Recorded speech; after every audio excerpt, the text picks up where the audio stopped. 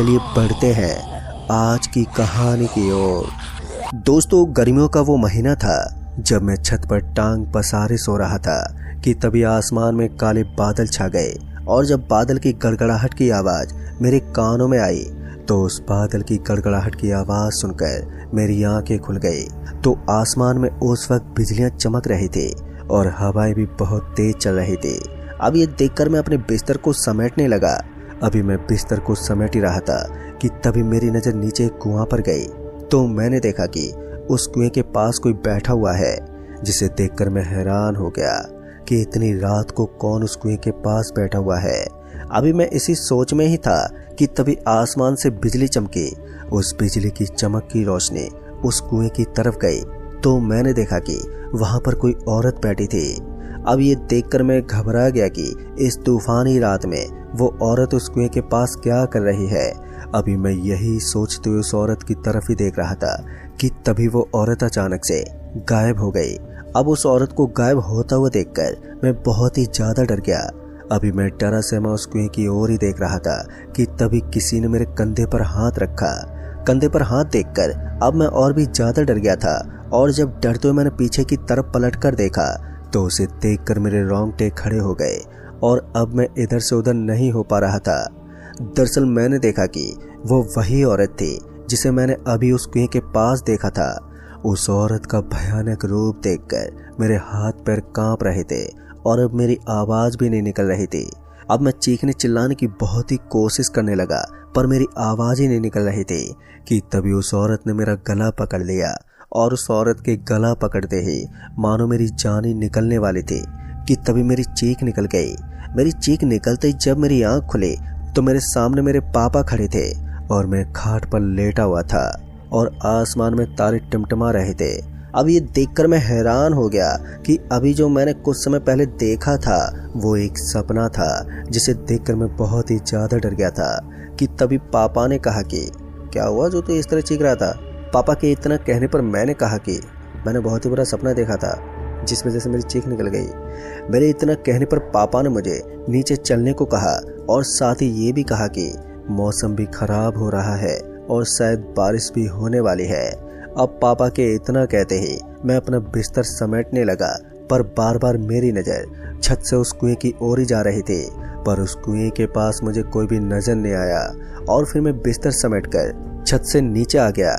नीचे आते मैं अभी बरामदे में खाट लगाकर लेट गया पर बार बार मेरे मन में वही चल रहा था जो मैंने कुछ समय पहले सपने में देखा था और अब मुझे नींद भी नहीं आ रही थी। अब देखते ही देखते बारिश की बूंदाबांदी भी होने लगी थी और उन बूंदाबांदी के साथ आसमान में बिजलियां भी कड़क रही थी, जिस वजह से मुझे और भी ज्यादा डर लग रहा था। पर जैसे मैं अपनी आंखें बंद करता तो वैसे मुझे लगता कि वो औरत मेरे सर के पीछे खड़ी है, जिस वजह से मैं पूरी रात सो नहीं पाया। और जब सुबह के 5 बजे तब जाकर मेरी आंख लगी और जब मेरी आंख खुली तो सामने पापा खड़े थे। फिर जब मेरी नज़र दीवार पर लगी घड़ी पर गई तो मैंने देखा कि दोपहर के 12 बज रहे थे। और फिर जब मैंने पापा की ओर देखा तो उन्हें देखकर लग रहा था कि वो बहुत ही ज़्यादा गुस्से में थे, क्योंकि पापा ने मुझे कल राजेंद्र चाचा को पैसा देने को कहा था और मैं अभी तक सो रहा था। पापा का गुस्सा 7वें आसमान पर था और उनका गुस्सा देखकर मैं उन पैसों को लेकर अपनी बाइक से राजेंद्र चाचा के घर की ओर जाने लगा। अभी मैं बाइक चलाते हुए जा ही रहा था कि दोपहर के समय गांव में सन्नाटा पसरा हुआ था और धूप की वजह से कोई भी रोड पर नजर नहीं आ रहा था। धूप काफ़ी होने की वजह से मैंने बाइक रोक दी और जो मैंने गले में गमछा लिया हुआ था उस गमछे को चेहरे पर बांधने लगा। अभी मैं बाइक को रोककर उस गमछे को चेहरे पर बांध ही रहा था कि तभी मेरी नज़र एक औरत पर गई जो मेरी ही तरफ आ रही थी। और उस औरत को देखकर मैं मन ही मन सोच रहा था कि इस कड़ाके की धूप में ये औरत कहाँ पर जा रही है कि तभी वो औरत अचानक से मेरे नज़दीक आ गई। और उस औरत को पास में देखकर मैं हैरान हो गया कि अभी तो ये औरत यहाँ से काफ़ी दूर थी, फिर अचानक से ये औरत यहाँ पर कैसे आ गई। अभी मैं इसी सोच में ही था कि तभी मेरी नज़र उस औरत के पैर पर गई और उस औरत का पैर देखकर मैं बहुत ही ज़्यादा डर गया। डर से मेरे हाथ पैर कांप रहे थे। दरअसल मैंने देखा कि उस औरत के पैर पीछे मुड़े हुए थे, जिसे देखकर मेरे दिल की धड़कनें बहुत ही ज्यादा तेज हो गई थी। तभी वो औरत मेरे पास आई और उस औरत को अपने पास देखकर मेरा शरीर सुन्न पड़ने लगा था। और जब उस औरत ने अपने सर से पल्लू हटाया तो उसे देखकर मेरी रूह कपकपा गई। दरअसल मैंने देखा कि जिस औरत को मैंने सपने में देखा था वही औरत अब मेरे सामने खड़ी थी और जिसकी शक्ल बहुत ही ज्यादा भयानक थी, जिसे मैं आप सभी को बयां भी नहीं कर सकता। उस औरत का भयानक रूप देखकर मैं वहीं पर बाइक से नीचे गिर पड़ा और नीचे गिरते ही मेरी आंखों के सामने अंधेरा छा गया। और जब मुझे कुछ समय बाद होश आया तो मैं खाट पर लेटा हुआ था और मेरे चारों तरफ लोग खड़े थे। अभी वो सभी लोग मेरी तरफ ही देख रहे थे कि उन सभी को देखकर मैं खाट से उठकर बैठ गया और मेरे पास बैठे एक आदमी ने कहा, क्या हुआ था जो तुम वहां पर बेहोश हो गए थे? उस आदमी के इतना कहने पर मैंने उस आदमी को सारी बात बताई। मेरी बात सुनकर उन सभी के होश उड़ गए, पर मेरी बात सुनकर वहीं पर खड़ी एक औरत मुझे कुछ बताने वाली थी कि तभी मेरे पास बैठे उस आदमी ने मुझे उस औरत को बताने से मना कर दिया। उस आदमी के मना करते ही वो औरत चुप हो गई और फिर उस औरत ने कुछ नहीं बोला। फिर मैंने उस औरत से पूछा, पर उस औरत ने फिर भी कुछ नहीं बताया। पर उन सभी का चेहरा देखकर साफ जाहिर था कि कुछ तो था जो ये बता नहीं रहे थे। फिर मैं अपनी बाइक लेकर राजेंद्र चाचा के पास जाने के लिए अपनी बाइक स्टार्ट ही कर रहा था कि तभी उस आदमी ने कहा कि मझगवा जा रहे हो क्या? उस आदमी के इतना कहते ही मैंने सर हाँ में हिलाते जवाब दिया। मेरे इतना कहते ही वो आदमी भी मेरे साथ जाने के लिए तैयार हो गया और फिर हम दोनों मझगवा की ओर निकल पड़े। पर बार बार मेरे मन में वही सब सवाल घूम रहे थे कि वो औरत कौन थी। अब यही सब मेरे मन में चल रहा था और फिर कुछ समय के बाद हम मझगवा मार्केट में पहुंच गए। मार्केट में पहुंचते उस आदमी ने मुझे बाइक रोकने का इशारा किया और उस आदमी के इशारा करते ही मैंने बाइक को वहीं पर रोक दिया। बाइक के रुकते ही वो आदमी मुझे ये कहकर गया कि संभाल कर जाना। इतना बोलकर वो आदमी वहां से चला गया और फिर मैं राजेंद्र चाचा के घर की ओर जाने लगा। फिर कुछ समय के बाद जब मैं राजेंद्र चाचा के घर पहुंचा तो मैंने देखा कि चाचा कुटी वाली मशीन चला रहे थे और चाची मशीन में घास लगा रही थी। मुझे देखकर राजेंद्र चाचा ने मशीन को बंद कर दिया और मैं बाइक से उतरकर उनके पास गया तो उन्होंने मुझे खाट पर बैठने का इशारा किया। उनके इशारा करते ही मैं उस खाट पर बैठ गया।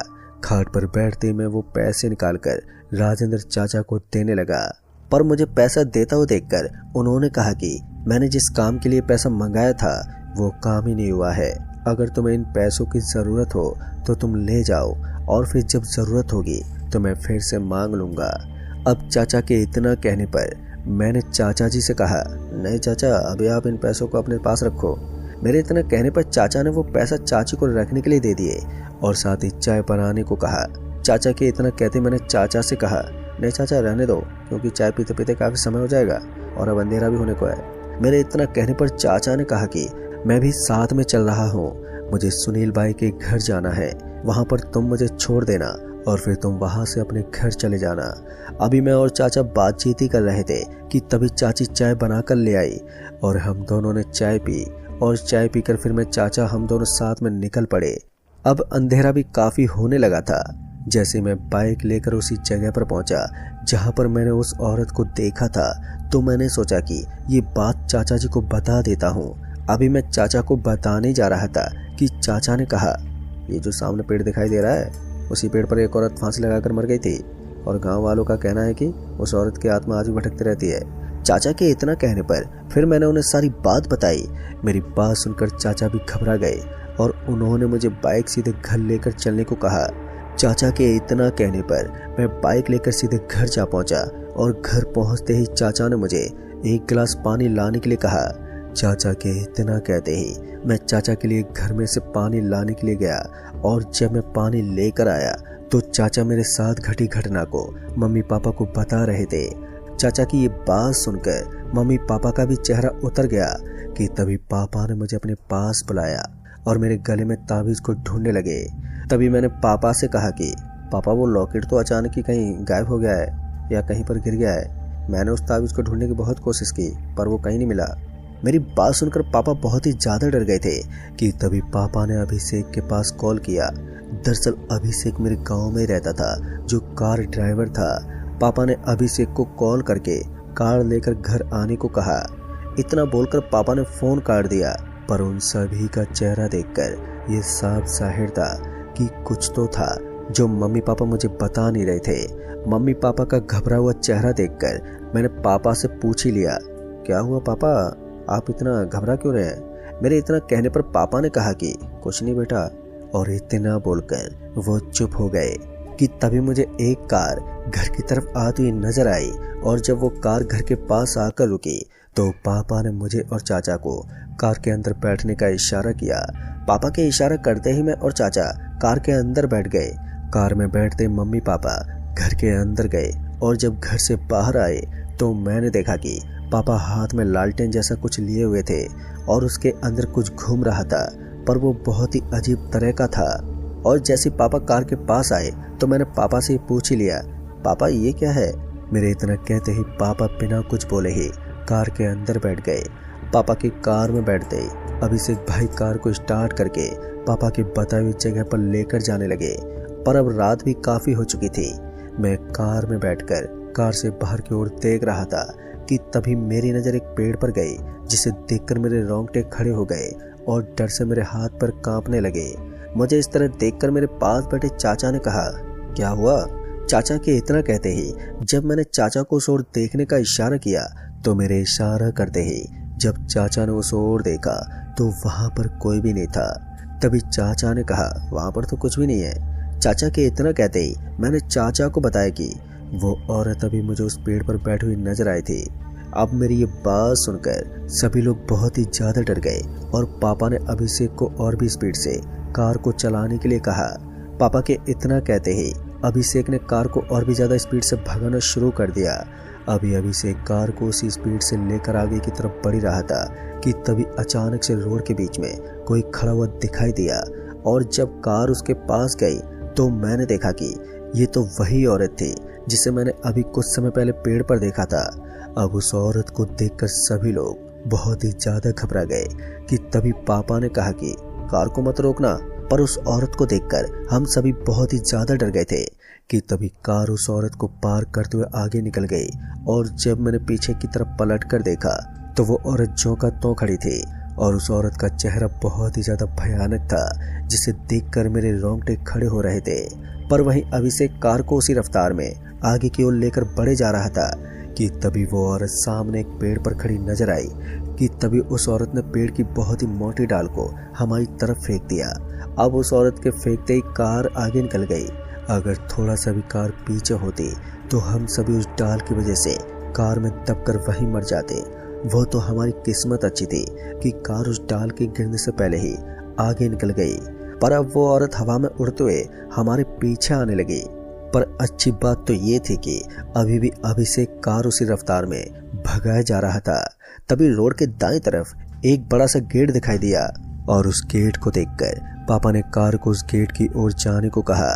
पापा के इतना कहते ही अभिषेक ने कार को गेट की तरफ मोड़ लिया कि तभी अचानक से कार की रफ्तार कम होने लगी।